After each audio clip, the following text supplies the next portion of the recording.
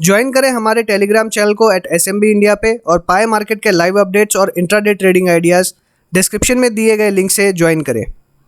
Hello friends, welcome to Life Advisors. आप सभी का स्वागत है हमारे चैनल पे। आप देखना शुरू कर चुके हैं निफ्टी के 50। जो लोग चैनल से नए जुड़ रहे हैं उन्हें बता दें कि हम क्या डिस्कशन करने वाले हैं। हम डिस्कशन करेंगे निफ्टी के आज का ट्रेंड, आने वाले दिन का ट्रेंड, साथ ही डिस्कस करेंगे ऑप्शन चेन एनालिसिस, FII/DIs के डेटाज और निफ्टी के पूरे 50 स्टॉक्स। आशा करता हूँ आपको पसंद आएगी। अगर पसंद आए तो लाइक करके एनकरेज जरूर करिएगा। अगर चैनल सब्सक्राइब नहीं किया है तो तुरंत कर दीजिए। टेलीग्राम चैनल अगर ज्वाइन नहीं किया तो डिस्क्रिप्शन बॉक्स में लिंक दी, वहां से आप ज्वाइन कर सकते हैं। तो चलिए शुरू करते हैं। वीडियो से पहले चैनल को सब्सक्राइब जरूर करें, नोटिफिकेशंस के लिए बेल आइकन दबाएं और वीडियो के बाद लाइक, कमेंट और शेयर करना ना भूलें।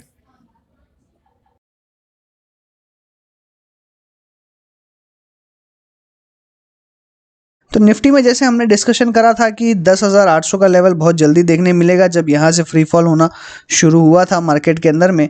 और लास्ट 4 दिन के अंदर में हम देखें तो 700 पॉइंट का फॉल ऑलरेडी हम देख चुके हैं। 11,500 से लेकर 10,800 तक की जर्नी हमने 4 दिन के अंदर में ही तय कर ली है। अब यहाँ पे अगर मेजर सपोर्ट की बात करें तो जो मेजर सपोर्ट था ये ब्रेक होते हुए नजर आ रहा है। और यहाँ पे 10,800 का साइकोलॉजिकल जो लेवल है, यहाँ पे ये डेफिनेटली इसे एक सपोर्ट मिला है। और मुझे लगता है ये सपोर्ट जो है अब यहाँ पे 200 day simple moving average immediately नीचे हमको दिखाई दे रहा है 10,776 पे। अब जिस तरीके से ये फॉल आ रहा है ये कंप्लीटली एक क्रैश है। और अगर क्रैश की हम बात करें तो डेफिनेटली और फर्दर क्रैश भी हो सकता है, लेकिन मुझे ऐसा लगता है कि फिलहाल के लिए नीचे में इमीडिएटली काफी बड़ा सपोर्ट जोन है, इसलिए अभी बहुत ज्यादा अब तुरंत क्रैश होता हुआ थोड़ा सा मुझे कम नजर आ रहा है। हालांकि बैंक निफ्टी की अगर बात करें तो बैंक निफ्टी में काफी वीकनेस है। और बैंक निफ्टी में मैंने डिस्कशन करा है कि जो लॉन्ग टर्म ट्रेंड चार्ट है, वीकली और मंथली चार्ट, तो वो भी अभी अपने सपोर्ट एरिया में आ चुका है।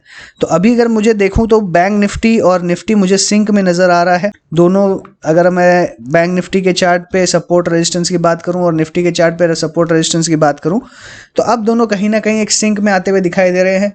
और मुझे लगता है कि अब दोनों सिमिलरली चलेंगे। जितनी वीकनेस बैंक निफ्टी में देखने मिल रही थी उतनी वीकनेस निफ्टी में नहीं देखने मिल रही थी, इसलिए हमें थोड़ा सा जो ट्रेंड है वो अलग देखने मिल रहा है। जहां पे हम बैंक निफ्टी में 20% करेक्ट हुए हैं, वहीं अगर मैं अपने हाई के ऊपर से अगर कंपेयर करूं तो अभी तक हम सिर्फ 5 से 6% ही करेक्शन हुए हैं। तो बहुत ज़्यादा मेजर करेक्शन की अगर बात करें तो निफ्टी में अभी हमने नहीं देखी है। अराउंड 6 से 7% तक की करेक्शन हम इसमें देख पा रहे हैं।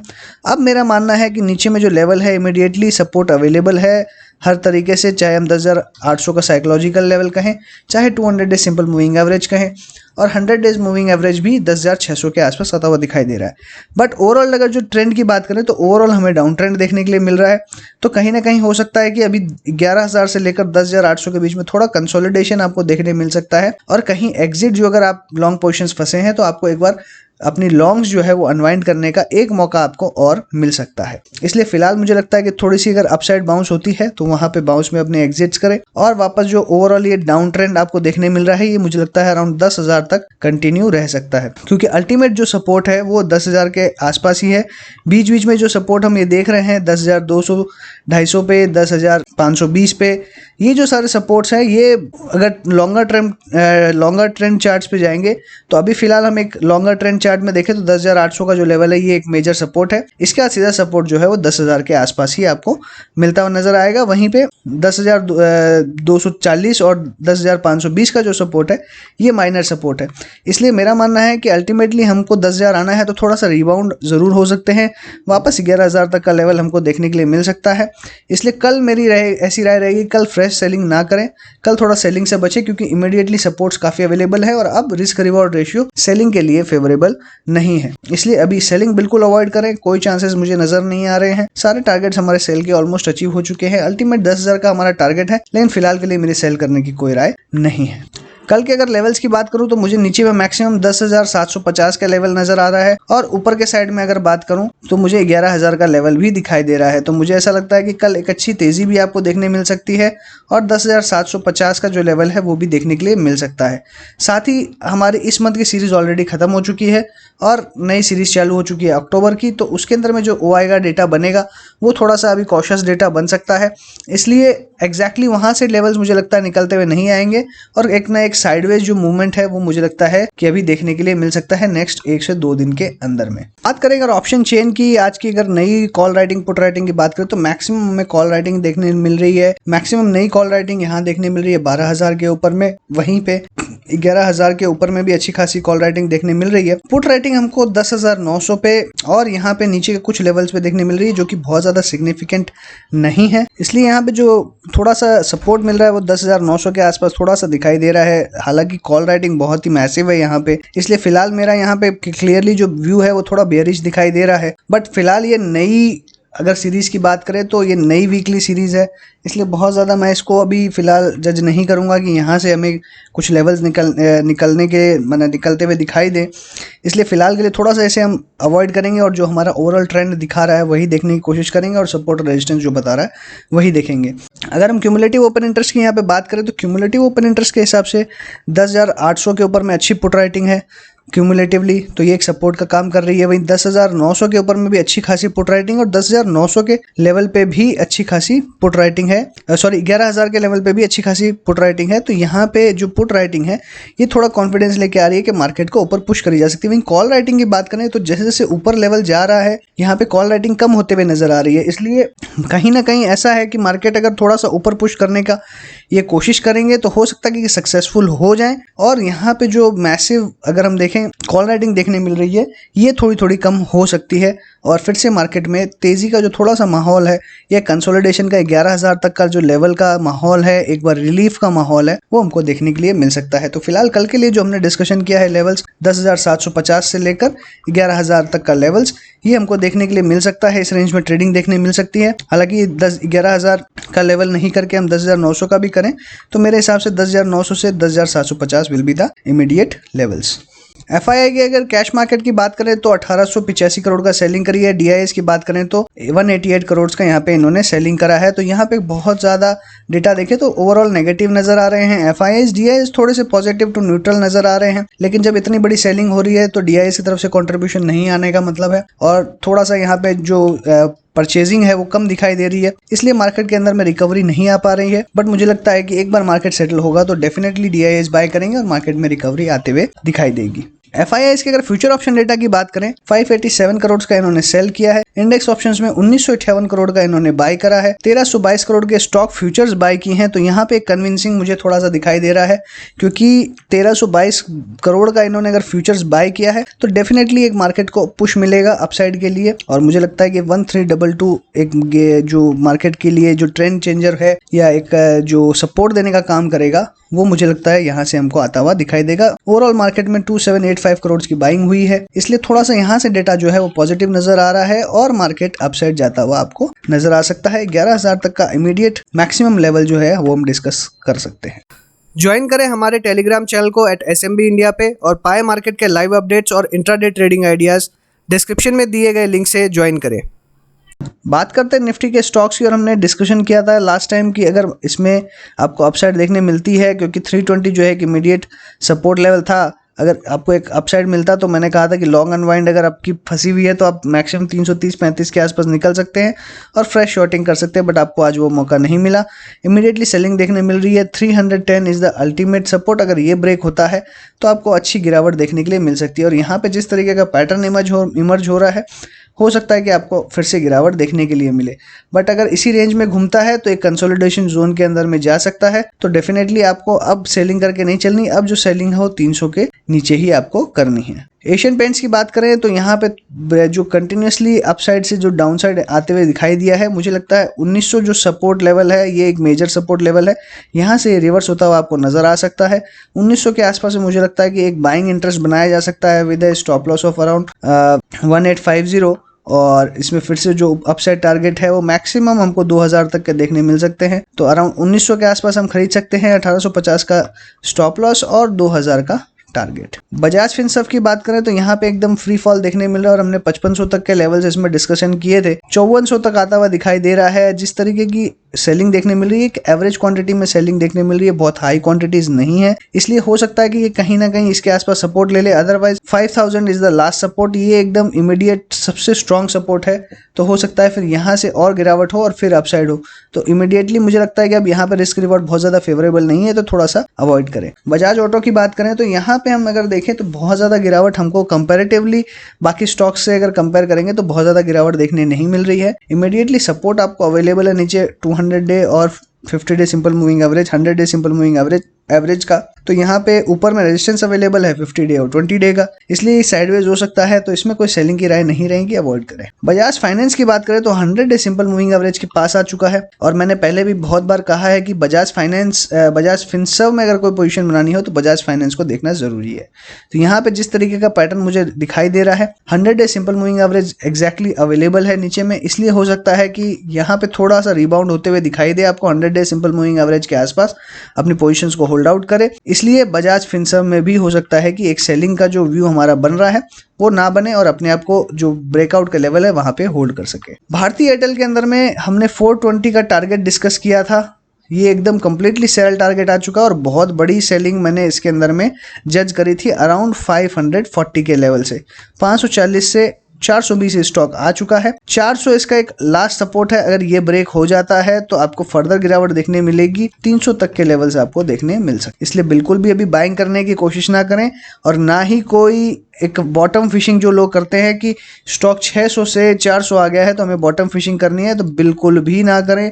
नो बाइंग इंटरेस्ट बिल्कुल भी। अगर ये और यहाँ से बढ़ भी जाता है तो मेरी अभी बिल्कुल भी बाइंग की सलाह नहीं रहेगी, इसके अंदर में कोई बाइंग इसमें नहीं करनी है। बीपीसीएल की बात करें तो यहाँ पे 100 डे सिंपल मूविंग एवरेज टूटता हुआ नजर आ रहा है और ब्रेकडाउन होते हुए नजर आ रहा है, 360 का टारगेट आपको देखने मिल सकता है। ब्रिटानिया के अंदर में अपने आप को ये होल्ड आउट करते हुए नजर आया, सारे दिन फ्लैट ट्रेड आपको देखने मिल रहा था, 100 डे सिंपल मूविंग एवरेज के ऊपर ही ट्रेड होते हुए नजर आ रहा है, इसलिए कहीं ना कहीं आपको वापस ही अपसाइड जाता हुआ दिखाई दे सकता है। बट ऊपर में immediately 50 day 20 day simple moving average का रेजिस्टेंस है, तो बहुत ज्यादा तेजी नहीं मिलेगी, लेकिन मंदी के लिए मुझे लगता है कि अगर हम मंदी करते हैं तो नीचे काफी ज्यादा नीचे सपोर्ट दिखाई दे रहा है, इसलिए अगर 100 day simple moving average break करता है तो सेल करके चलना है। बट मेरा मानना है फिलहाल निफ्टी में एफएमसीजी स्टॉक्स के अंदर में तेजी रह सकती है, इसलिए अभी सेल करके ना चलें, अवॉइड करें। सिप्ला के अंदर देखें तो यहाँ पे 760 का हमने ट्रेलिंग स्टॉप लॉस रखा था और 50 डे सिंपल मूविंग एवरेज के आसपास ये स्टॉक आता हुआ दिखाई दे रहा है। 20 डे सिंपल मूविंग एवरेज भी ब्रेक किया है इसने, तो यहाँ पे एक साइडवेज मूवमेंट जैसा सिचुएशन बनते हुए नजर आ रहा है और 760 का ट्रेलिंग स्टॉप लॉस था, तो मुझे लगता है कि अगर करंट पोजीशन है तो एग्जिट कर ले, और सिंपली क्योंकि 760 का हमारा स्टॉप लॉस था ट्रेलिंग, आज 733 पे क्लोज हुआ है, तो यहाँ पे कंप्लीटली एग्जिट कर ले और कोई फ्रेश पोजीशंस ना बनाए। कोल इंडिया के अंदर हमने डिस्कशन किया था कि 120 की लेवल जैसे ही ब्रेक होगा आपको अच्छी खासी गिरावट देखने मिलेगी, इवन 2 डिजिट भी आपको देखने के लिए मिल सकता है, ऐसा हमने डिस्कशन करा था। अभी फिलहाल 115.7 मुझे दिखाई दे रहा है लेवल, हाई इसका था आज 121 रुपए का, ओपनिंग भी 121 रुपए पे, तो ओपन और हाई दोनों सेम थे। कंप्लीटली बेरिश सेटअप पहले ही बन चुका था, क्लोजिंग डे लो के ऊपर में होती हुई दिखाई दे रही है, तो फर्दर गिरावट एमिनेंट है और इसके अंदर में मुझे लगता है 100 रुपीज तक का लेवल देखने मिल सकता है। डिवी स्लैब की बात करें तो डिवी स्लैब आज की सीरीज एक्सपायर होने के बाद में फ्रेशली इंट्रोड्यूस हुआ है और अब से इंफ्राडेल की जगह हम डिवी स्लैब के बारे में डिस्कशन करेंगे। डिवी स्लैब की अगर करंट पोजीशंस देखें तो 50 day simple moving average immediately available है, काफी बड़ी क्वांटिटी में यहाँ देखें तो आपको सेलिंग देखने के लिए मिल रही है, जो संकेत दे रही है कि और फर्दर गिरावट हो सकती है, बट अपनी पोजीशंस को ये थोड़े से होल्ड करते हुए नजर आ रहे हैं, इसलिए यहाँ से एक रिवर्सल भी पॉसिबल है क्योंकि फ्रेश खरीदारी भी आते हुए दिखाई दे सकती है, इसलिए 50 डे सिंपल मूविंग एवरेज जो 2960 का है इसका स्टॉप लॉस रखें और अपने करंट पोजीशंस होल्ड करें। अगर शॉर्ट किया है तो एग्जिट कर ले, अभी शॉर्ट करने की कोई जगह नहीं है, और अगर लॉन्ग करना है तो थोड़ा सा वेट करें। डॉक्टर रेड्डीज की बात करें तो डॉक्टर रेड्डीज करंटली एकदम अप ट्रेंड के अंदर में चलते हुए नजर आ रही थी, लेकिन मार्केट प्रेशर के कारण फिर से नीचे आते हुए दिखाई दे रही है। तो अभी यहाँ पे अगर वॉल्यूम्स की बात करें तो वॉल्यूम्स डिक्रीजिंग है, वॉल्यूम्स फॉलिंग है, बहुत ज़्यादा वॉल्यूम देखें तो यहाँ पे अब दिखाई नहीं दे रही है। अगर अब वॉल्यूम फॉल होती है तो स्टॉक्स में गिरावट फिर से देखने के लिए मिलेगी। एग्जिस्टिंग पोजीशंस करंटली एकदम एग्जिट कर ले, प्रॉफिट बुक करें और घर जाए। हालांकि ऑलरेडी हमारा 5300 तक का लेवल था, 5500 तक का लेवल जो था वहाँ पे आता हुआ दिखाई दिया, प्रॉफिट बुकिंग की राय हमने ऑलरेडी दे चुके थे। अगर एग्जिट नहीं किया है तो अभी भी मौका है, एग्जिट कर सकते हैं। आयशर मोटर की बात करें तो यहाँ एक ब्रेकडाउन देखने के लिए मिल रहा है जो आपको 1900 तक के लेवल पे ला सकता है। लास्ट डे हमने डिस्कशन भी करा था, सेल कॉल भी इसमें जनरेट करी थी लास्ट डे, और अभी 1900 तक के लेवल्स इसमें देखने मिल सकते हैं। गेल की बात करें तो 80 रुपये तक का लेवल यहाँ पे हमको देखने के लिए मिल सकता है, इसलिए करंटली अगर पोजीशंस यहाँ पे शॉर्ट की है तो 80 के आसपास अपनी पोजीशंस शॉर्ट की काट लें। और यहाँ पे सेटअप जो है वो थोड़ा सा बेयरिश है, तो हो सकता है और नीचे आता हुआ दिखाई दे, बट मुझे लगता है 80 तक का लेवल अभी फिलहाल अप्रोप्रिएट रहेगा। ग्रासिम की बात करें तो यहाँ कंटिन्यूसली गिरावट देखने मिल रही है। 720 हमारा ट्रेलिंग स्टॉप लॉस था जो कि ट्रिगर हो चुका था हमारी लॉन्ग पोजीशंस के लिए। अभी फिलहाल अगर देखें तो एक कंसोलिडेशन जोन में आ रहा है, अपने सपोर्ट एरिया में आ चुका है, 680 के आसपास है। तो फिलहाल फ्रेश सेलिंग यहाँ पे ना करें, शॉर्ट्स जो है वो कवर कर ले, बट बाइंग अभी नहीं करनी है। HCL टेक की बात करें तो HCL टेक यहाँ पे गिरावट की शुरुआत कर सकता है। हालांकि वॉल्यूम्स देखें तो डिक्रीजिंग वॉल्यूम ही है, लास्ट 2-3 दिन से वॉल्यूम्स इसमें कम होते हुए नजर आ रहे हैं, इसलिए फिलहाल यहाँ हो सकता है कि एक सपोर्ट ले ले और फिर से एक साइडवेज जोन में चले जाए। इसलिए अभी फिलहाल इसमें सेलिंग की कोई राय नहीं है, अवॉइड करें, ज्यादा बेटर रहेगा। बट फ्रेश खरीदारी भी अभी फिलहाल मार्केट को देखते हुए नहीं करनी। HDFC की बात करें तो 1600 का हमने अल्टीमेट टारगेट इसके अंदर में देखा था और 1500 इसका मेजर सपोर्ट है। 1600 अगर ब्रेक करता है तो यहाँ पे और फ्रेश आपको गिरावट देखने के लिए मिलेगी जो आपको 1500 तक के लेवल दिखा सकती है। HDFC लाइफ की बात करें तो अपनी पोजीशंस को यहाँ पे होल्ड आउट करने की कोशिश हो रही है। अगर ये यहाँ से कल रिवर्स हो जाता है, 20 day simple moving average break करता है, तो वापस अपसाइड देखने मिलेगी 600-625 के टारगेट्स के लिए। हीरो मोटोकॉर्प की बात करें तो यहाँ पे आपको कंप्लीटली देखूं तो मुझे सेटअप नजर आ रहा है, बेयरिश सेटअप बिल्कुल दिखाई दे रहा है, इसलिए यहाँ पे कोई खरीदारी ना करें। जैसे ही 50 डे सिंपल मूविंग एवरेज टूटता है, सेल करके चले, 2600 का लेवल देखने मिल सकता है। हिंडाल्को की बात करें तो कंटिन्यूसली स्टॉक में गिरावट देखने के लिए मिल रही है। 160 का लेवल हमने डिस्कशन करा था, नेक्स्ट हमने डिस्कशन किया 150 का लेवल, फिर हमने डिस्कशन किया 120 का लेवल कि ये यहाँ तक आ सकता है। तो मुझे लगता है ये 100 डे सिंपल मूविंग एवरेज जो आज इसने ब्रेक करी है, ये इसको ट्रिगर करके 150 तक लेके आएगी।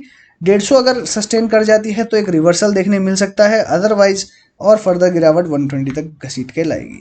HUL की बात करें तो हमारा 2000 तक का लेवल इसमें जो था वो फिलहाल अचीव हो गया है। अभी फ्रेश इसमें मैंने कहा था कि कोई बाई या सेल नहीं करना, अभी अवॉइड करें, ज़्यादा बेटर रहेगा, और अभी भी अवॉइड की ही सलाह। इन्फोसिस की बात करें तो यहाँ पे अच्छी खासी गिरावट देखने मिल रही है। 1000 रुपये का हमने स्टॉप लॉस की बात की थी, लॉन्ग पोजिशन अनवाइंड करें, एग्जिट करें, सेल की राय नहीं है, बट फ्रेश खरीदारी फिलहाल ना करें। IOC की बात करें तो फर्दर ब्रेकडाउन यहाँ देखने मिल रहा है, काफी ज्यादा गिरावट स्टॉक में देखने मिल रही है। 70 तक का हमने टारगेट करा था, जो पैटर्न यहाँ पे इमर्ज हो रहा है, फर्दर गिरावट नजर आ रही है, एग्जिट करें स्टॉक से, होल्ड ना करें। ITC की बात करें तो ITC में फर्दर गिरावट देखने मिल रही है, बट मुझे लगता है अराउंड 160 के आसपास बहुत ही स्ट्रॉन्ग सपोर्ट है। वॉल्यूम्स डिक्लाइनिंग है, इसलिए 160 के आसपास सपोर्ट मिलकर रिवर्स हो जाएगा, इसलिए मुझे लगता है कि 160 के आसपास में एक बाइंग अटेम्प्ट करनी चाहिए। GSW के अंदर देखें तो फर्दर गिरावट देखने मिल रही है, और हमने डिस्कशन भी करा था कि इसके अंदर में कि अगर ये ऊपरी लेवल्स पे जो इसके मेजर रेजिस्टेंस है उसके ऊपर में होल्ड आउट नहीं करता है तो एक शार्प फॉल देखने मिलेगा, जो इसे फिर से ट्रैक करके 240 तक लेके आएगा। 258 करंट लेवल्स है, मुझे लगता है 240 जल्द देखने मिलेगा। LNT की बात करें तो फर्दर गिरावट है, 800 तक कोई रुकने की गुंजाइश नजर नहीं आती है। शॉर्ट पोजीशन है तो कैरी करें, लॉन्ग पोजीशन अनवाइंड कर लें। मारुति की बात करें तो हमने इसमें भी एक सेलिंग का व्यू पॉइंट बनाया था, और 200 डे सिंपल मूविंग एवरेज तक का टारगेट था 6300 तक का, यहाँ पे एग्जिट कर ले, वही बेटर रहेगा। महिंद्रा एंड महिंद्रा के अंदर बात करें तो यहाँ पे हमने डिस्कशन करा था कि यहाँ पे एक फर्दर ब्रेकडाउन होते हुए दिखाई देगा, जो 560 तक लेके आएगा। आज की क्लोजिंग 575 तक है, कल एग्जिट कर ले, ज्यादा बेटर रहेगा। नेस्ले इंडिया की बात करें तो साइडवेज है, कोई बाय सेल की रिकमेंडेशन नहीं है, अवॉइड करें। NTPC में फर्दर गिरावट हमको देखने मिल रही है, और हमने डिस्कशन किया था 76-80 तक के लेवल देखने मिलेंगे। 82.65 आज देखने मिल रहा है, मुझे लगता है 76 तक बिल्कुल आता हुआ नजर आएगा। ONGC की बात करें तो यहाँ पे एक जो डोजी बनते हुए नजर आ रही है, जो कैंडल मुझे ग्रीन दिखाई दे रही है, ये काफी एक सिग्नल है एक अपसाइड रिवर्सल का। हो सकता है कि इस एरिया से रिवर्सल आपको देखने मिले, बट फिलहाल कोई कंफर्मेशन नहीं है, तो अवॉइड करें। पावर ग्रिड की बात करें तो यहाँ फर्दर गिरावट देखने मिल रही है, जो 150 तक लेके आ सकती है, और हमने डिस्कशन भी किया था कि जो सेलिंग चल रही है वो आपको 160 तक लेके आएगी। 160 के बाद 150 इज द नेक्स्ट टारगेट। अगर कल फर्दर गिरावट इसमें होती है तो 150 का लेवल देखने मिल सकता है। रिलायंस के अंदर में मैंने कल शॉर्ट की राय नहीं दी थी, और यहाँ पे जो क्लोजिंग है वो थोड़ी सी डिसअपॉइंटिंग देखने मिल रही है 2200 के नीचे, जो कि इसका एक ब्रेकआउट का लेवल था, सस्टेन नहीं कर पा रहा है। 20 day simple moving average break किया है, but immediately 50 day simple moving average यहाँ पे है, तो एक बाउंस बैक के हाई चांसेस हैं इसके अंदर में। तो डेफिनेटली अभी फिलहाल शॉर्ट करने का कहीं पे भी जगह नहीं है, तो शॉर्ट करने की फिलहाल कोई गलती ना करें। और मैंने इस स्टॉक के अंदर में हमेशा एक ही बात कही है, रिलायंस अभी सबसे स्ट्रॉन्ग चल रहा है पूरे मार्केट में, पूरे मार्केट को सपोर्ट देने का काम रिलायंस ही कर रहा है, इसलिए अभी इसको शॉर्ट करने की गलती ना करें। अगर आपको नहीं बाय करना है बाय ना करें, बट शॉर्ट बिल्कुल भी ना करें। SBI लाइफ अब एक स्टॉक और चेंज हो चुका है, जी एंटरटेनमेंट उसकी जगह SBI लाइफ आ चुका है। SBI लाइफ की अगर बात करें तो यहाँ पे 100 day simple moving average with volumes break होते हुए नजर आया है, इसलिए मुझे लगता है कि यहाँ पे फर्दर गिरावट आपको देखने के लिए मिलेगी, 760 के लेवल्स देखने मिल सकते हैं। श्री सीमेंट्स की बात करें, कंटिन्यूसली इसके अंदर में गिरावट देखने मिल रही है हमको, फर्दर गिरावट 18,000 तक देखने मिलेगी। 18,000 is the next target. 18,000 break होता है तो सीधा 16,000 पे ही सपोर्ट मिलेगा। सन फार्मा के अंदर बात करें, 100 डे सिंपल मूविंग एवरेज इसने ब्रेक किया है और मुझे लगता है कि फर्दर गिरावट इसमें हो सकती है, जो आपको ट्रैक करके सीधा 460 तक ला सकता है। अगर करंट पोजीशंस में सेल नहीं किया है तो थोड़ा सा कल अगर अपसाइड आता है तो 100 डे सिंपल मूविंग एवरेज के आसपास में फिर से आपको अगर मौका मिलता है तो वहां पे सेल करके चल सकते हैं। टाटा मोटर्स की बात करें तो टाटा मोटर्स यहाँ पे फिलहाल की पोजीशंस में अगर देखें, अच्छी खासी गिरावट इसमें ऑलरेडी ऊपर के लेवल से हो चुकी है। फिलहाल अगर देखें तो 110 का जो सपोर्ट है वही बहुत मेजर सपोर्ट है, 110 के आसपास बाइंग अटेम्प्ट करी जा सकती है। टाटा स्टील की बात करें तो यहाँ पे भी बहुत ही जबरदस्त गिरावट देखने मिल रही है, जहां से हमने बाइंग शुरू करी थी वहां से एकदम शार्प फॉल देखने के लिए मिल रहा है और मुझे लगता है अराउंड इन लेवल्स के ऊपर में कहीं ना कहीं एक बाइंग इंटरेस्ट बन सकता है, बट फिलहाल मेरी कोई बाइंग करने की जल्दी नहीं है। 100 day simple moving average break किया है, वॉल्यूम डिक्रीजिंग है, इसलिए करेक्शन टाइप ऑफ चीज मुझे नजर आ रही है, इसलिए मुझे बॉटम फिशिंग फिलहाल नहीं करनी है, लेकिन अगर कोई वैल्यू बाइंग होती है तो डेफिनेटली मैं करना चाहूंगा। TCS के अंदर में देखें तो अच्छी खासी ऊपर के लेवल से गिरावट हुई है, फिर से जो ब्रेकआउट का लेवल था वहां पे आ चुका है और हमारे इसके अंदर में भी फिलहाल कोई बाइंग या सेलिंग की राय नहीं है, अभी अवॉइड करें ज्यादा बेटर रहेगा। टेक महिंद्रा की बात करें तो टेक महिंद्रा के अंदर में अच्छी खासी गिरावट देखने मिल रही है। 800 का लेवल जो था हमारा ऑलरेडी बहुत पहले अचीव हो चुका, इसमें हमने अभी कोई रिसेंटली बाय की रिकमेंडेशन नहीं दी है और अगर फिलहाल अभी करना है तो हम सेल करके चल सकते हैं। बहुत ही छोटा टारगेट है 720 का, 720 के साथ में हम अभी सेल करके चल सकते हैं। टाइटन की बात करें तो यहाँ पे कोई बाय या सेल रिकमेंडेशन नहीं बनती है, अवॉइड करें बेटर रहेगा। अल्ट्राटेक सीमेंट की बात करें तो यहाँ पे एकदम फ्रेश ब्रेकडाउन आता हुआ मुझे नजर आ रहा है, जो ट्रैक करके सीधा 3600 तक लेके आएगा। सेल करके चले, एकदम कंप्लीटली सेल की राय रहेगी, कोई बाय रिकमेंडेशन नहीं है। यूपीएल में 720 हमारा ट्रेलिंग स्टॉप लॉस था, 505 की क्लोजिंग है, तो डेफिनेटली यहाँ पे अपनी जो भी लॉन्ग पोजीशन से काट ले, बट शॉर्ट करने की राय नहीं है, बिल्कुल भी इस स्टॉक में शॉर्ट ना करें। विप्रो की बात करें तो ऊपरी लेवल से 320 हमारा टारगेट अचीव हुआ, उसके बाद में स्टॉक नीचे आता हुआ दिखाई दे रहा है, 300 के आसपास है, फर्दर गिरावट हमको देखने के लिए मिल सकती है, तो थोड़ा सा 290 के आसपास आता है तो एक बाइंग अटेम्प्ट यहाँ पे किया जा सकता है। सो इसी के साथ मैं अपनी बात को यहीं पे वाइंड अप करूंगा। अगर आपको अच्छा लगा हो तो लाइक कीजिएगा, दोस्तों के साथ शेयर कीजिए, कमेंट बॉक्स में अपने व्यूज लिखना ना भूलें, चैनल सब्सक्राइब ना किया हो तो तुरंत कर दीजिए, टेलीग्राम चैनल अगर ज्वाइन नहीं किया तो डिस्क्रिप्शन बॉक्स में लिंक दी, वहां से आप ज्वाइन कर सकते हैं। साथ ही ज्वाइन करें हमारे चैनल की मेंबरशिप, जो हम बहुत ही कम प्राइस में आपके लिए अवेलेबल करा रहे हैं, जिसमें मंथली और वीकली पिक्स आपको मिलती रहेगी। फिर से इस सैटरडे को हम वीकली पिक शेयर करने वाले हैं, तो डेफिनेटली उसे वॉच करें, मुझे लगता है उससे आपके कुछ पैसे बन सकते हैं। सो पुराने भी जो पिक्स है वो भी आपको मिल जाएंगे, शायद उनमें भी आपको कोई वैल्यू नजर आए तो आप उसे यूज कर सकते हैं। सो इसी के साथ thanks for watching again, happy trading and investing.